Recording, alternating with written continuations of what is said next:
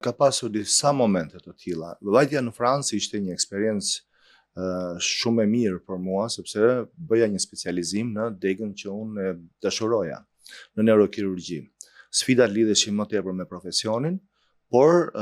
aty kishte momente në të cilën ndihesha që isha në një vend të huaj,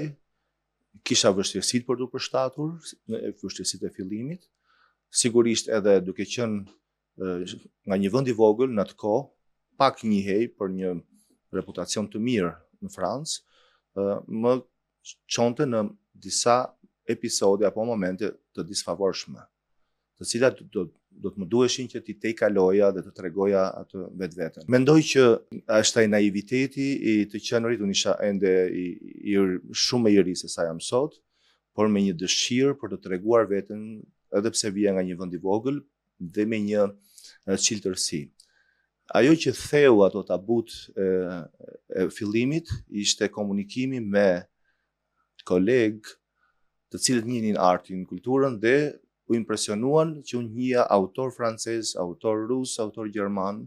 të cilat ne kishim studiuar në Shqipëri, dhe kjo theu tabun e parë të përshtatjes atje dhe të krijimit të një respekti që unë vërtet vija nga një vend i vogël, por me një edukat dhe me një kulturë e cila nuk shkonte me reputacionin që mund të kishte Shqipëria në atë periudhë.